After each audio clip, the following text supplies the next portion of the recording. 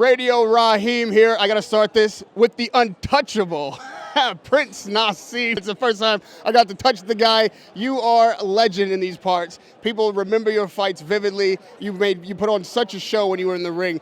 When you see these guys in the ring here today, you're here obviously supporting Kell Brook. What, does your heart still pound for this game? Do you ever feel like, man, I miss it? I miss it big time. I absolutely love this game. There'll never ever be a game like it in my eyes.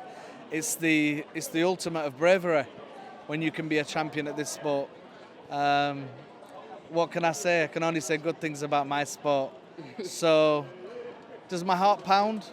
Well, I think it will be on September the 11th because I really, really want Kell Brook to win.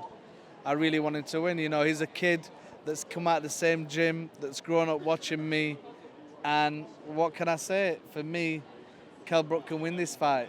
Everybody's thinking that he can get knocked out. He's going to get knocked out. They're saying they're writing him off. He's going to get stopped. Well, let's see. Let's see. I don't think anybody's really seen the animal and the monster that Kell Brook is when it's the right time. You know Kell Brook better than most, maybe any.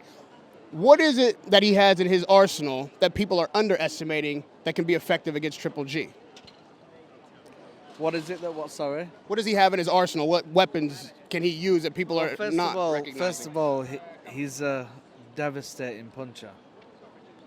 Kell Brook can knock you out with one single shot. If he catches you to the temple or to the chin, he can knock you out. Kell Brook's a devastating puncher when he wants to be. Secondly, Kell Brook he's got the textbook boxing skills, the perfect textbook boxing skills of punching right, his movements right, his timing and his accuracy. And he's learnt his sport, he's learnt his craft. We're not talking about a kid that's just come out of nowhere. We're talking about a kid that's been training for 21 years. You were one of the slickest fighters in the ring. You made incredible movements, and that helped you get over in fights that maybe you shouldn't have even won. Are you imparting that kind of wisdom to Kell Brook? Is that something that he can use against Triple G? Can he outmove him, outslick him? Kell Brook is his own man. He doesn't need to watch anybody else. He doesn't need to mimic anybody else. He's got his own style of fighting.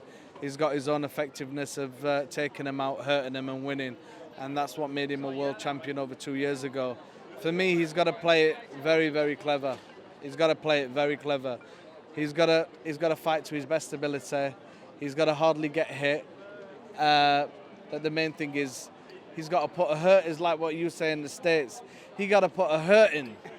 He's got to put a hurt in on Triple G. And I mean a hurting, because me, I'll be looking to get the back of his head dirty. I'll be looking to lay him out, with nothing but taking him out. For me, I didn't want to win on points. Neither does Kell Brook. And for you, being one of the guys that is still talked about years after your career. Always will be. Always will be. See, they can never, ever take away what boxing royalty did. The face of boxing in the 90s will never disappear. Why? Because they will never, ever have that entertainment the way they got with me. Because they had a full package. Where they're going to get that full package today? Who puts their balls on the line? Who does that in boxing? Who does front flips over the top rope? Who does that in world title fights? I don't know many. I don't know any. But the man that you're looking at did. And the thing is, one day this black guy came up to me, Rasta man. He came up to me, he said, listen, I just want to tell you this.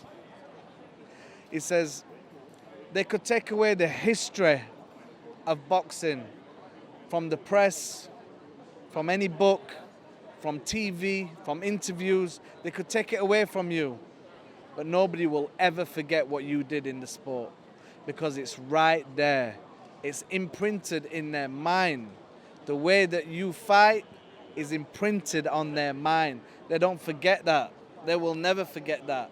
And when I look at it today, I look at the sport today, there's only one reason that we get UFC that gets more viewing figures than us.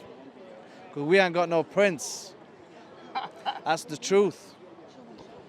Who's the TBE? Who's the best ever? Well, the best ever will always have to go to the same person that they always said. It's either Sugar Ray Robinson or Muhammad Ali. And they're just set in stone. That will never change. That will never change. In my eyes, though, the cleverest person that's ever to come into the boxing game is Floyd Money Mayweather, the money team, baby. And while everybody's hating him, don't hate the brother. Just enjoy watching the guy enjoy his fruits. Because when I watch Floyd getting out of planes, in Bugattis, living the life, I believe and I think he deserves more. Why? Because nobody's seen all them hours of blood and sweat. Well, not blood, sweat. That he's put in the gym, and all the hours that he's put in the gym. All you see is the good life and the way he enters the ring and everything else.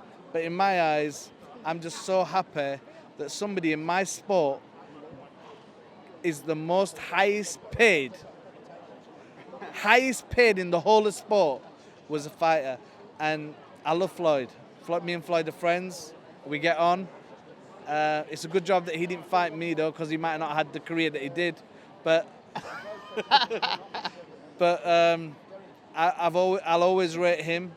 He's not the most entertaining fighter that I love to watch, but from a business sense in the sport and to execute something the way he did, for me, there's nobody will ever be as clever as Floyd Money Mayweather.